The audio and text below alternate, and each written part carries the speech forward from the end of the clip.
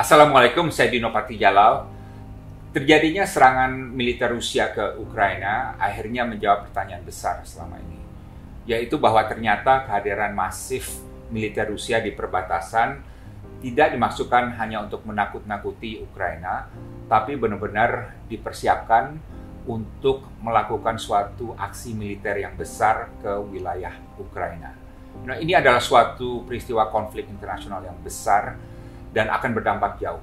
Jadi bagaimana seharusnya posisi Indonesia?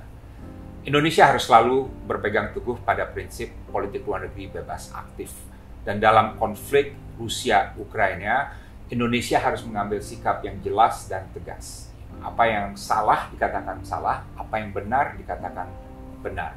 Kita tidak perlu bersilat lidah dalam menyikapi konflik ini. Rusia adalah sahabat Indonesia, mitra strategis Indonesia. Tidak ada masalah antara Indonesia dan Rusia. Angkatan udara kita juga banyak menggunakan pesawat tempur Rusia. Banyak turis Rusia yang datang ke Indonesia, dan Presiden Putin sendiri banyak penggemarnya di Indonesia karena dianggap sebagai pemimpin dunia yang kuat dan berwibawa.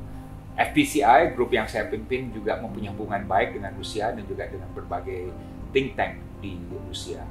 Saya sendiri juga sangat memahami kecemasan Presiden Putin terhadap niat Ukraina untuk bergabung dengan NATO. Karena ini akan mempersulit posisi strategis Rusia, dan juga perluasan NATO ke Ukraina akan merupakan suatu pemikiran yang tidak bijak karena akan membuat Rusia merasa dikepung. Namun terlepas dari semua hal ini, Indonesia harus berani mengatakan bahwa serangan militer Rusia ke Ukraina itu salah. Saya ulangi, salah. Salah karena serangan ini adalah suatu bentuk agresi sepihak. Ini bukan dua negara yang sedang memperebutkan suatu wilayah sengketa. Batas wilayah Rusia dan Ukraina sudah sangat jelas dan diakui dunia internasional. Ini adalah suatu agresi militer satu negara berdaulat terhadap wilayah dan kedaulatan negara lain. Ini melanggar hukum internasional, ini melanggar piagam PBB, dan ini juga bertentangan dengan semangat Dasar-Sila Bandung.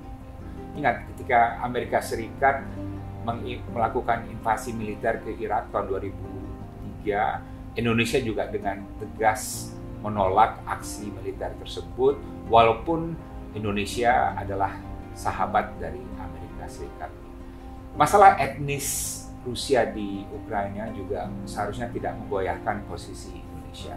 Sepanjang sejarah diplomasi kita, Indonesia selalu sangat peka terhadap masalah separatisme di dalam negeri dan juga tidak pernah mendukung separatisme di negara-negara lain.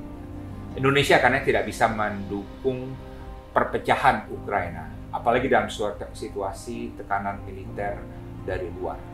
Karena kalau gelombang separatisme etnis ini kemudian terjadi juga di berbagai negara lain, maka dunia akan kacau balau dan akan berkobar perang dan goncangan di mana-mana. Konflik Ukraina nampaknya akan semakin memburuk dan juga akan semakin berdampak jauh dan terus berkepanjangan.